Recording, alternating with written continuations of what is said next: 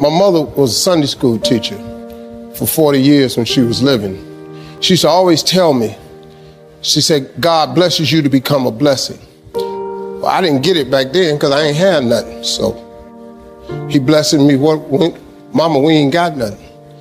She said, but one day, son, you're gonna be different. I'm standing here today because I learned something. I just try to tell people some real basic stuff to succeed. You do not have to be educated to succeed.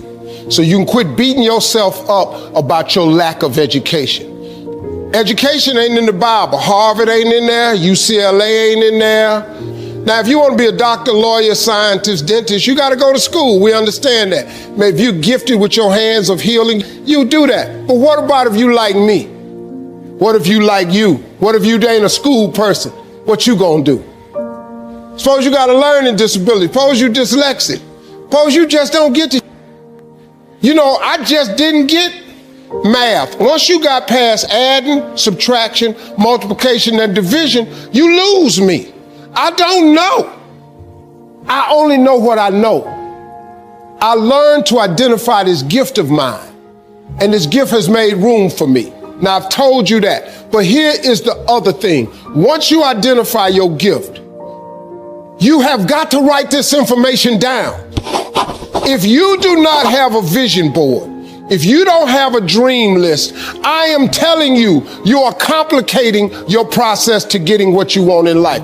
You're complicating it because you are missing, because maybe nobody ever told you, or maybe you don't think that it applies to you, but a simple principle of success is that it has to be written down somewhere. Oprah was on TV for 30 years talking about these vision boards. Oprah, she got $1 billion. She has my attention. Now, like I said earlier, you don't gotta be rich to be happy. Maybe your goal is not to make $1 million. That's cool, but maybe you just need 150,000. Maybe you just need 200,000. I'm telling you, you have to write this information down. I don't care what church you go to, synagogue, temple, mosque. If you don't write it down, chances of it happening is slim. Could that be the one thing that's holding you back?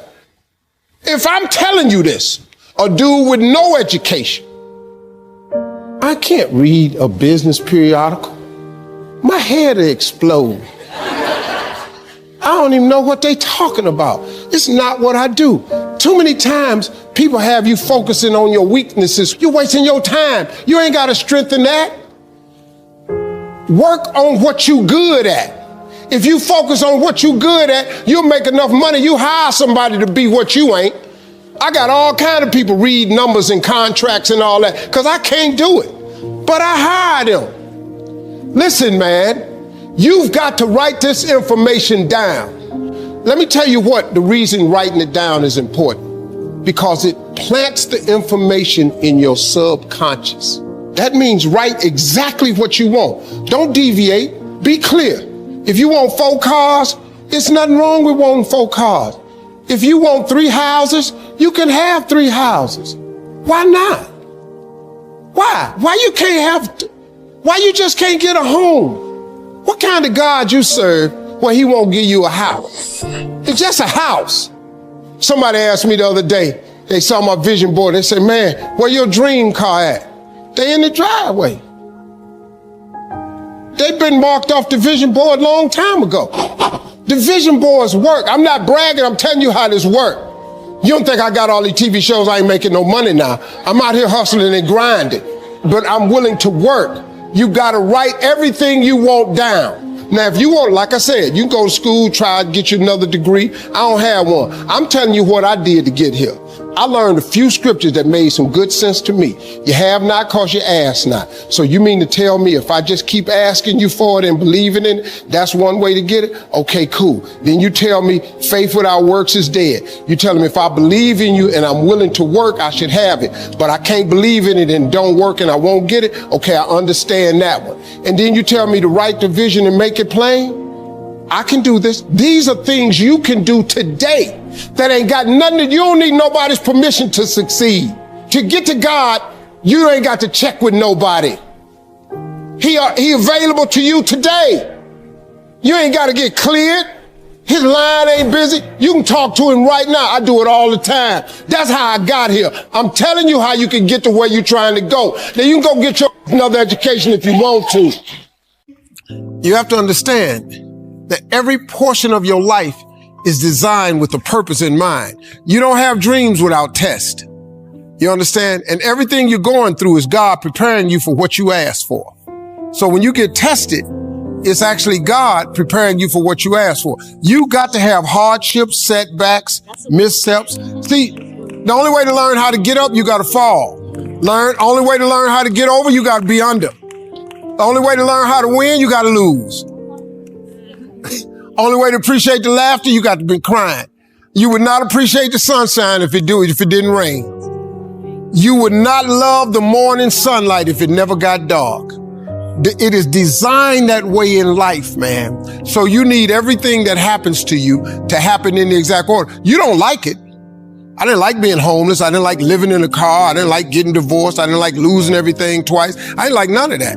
But it was preparing me for a life he had for me.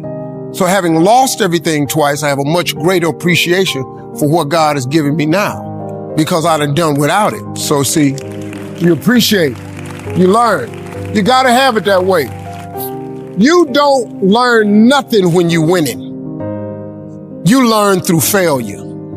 Failure is the part of the process people don't like, but that's the win. Michael Jordan took over 900 game-winning shots. Michael Jordan ain't made but 147 of them shots. You ain't heard nothing about them misses. They only write about the wins, man. But he learned how to get them 146 by missing 750 times. You see what I'm saying?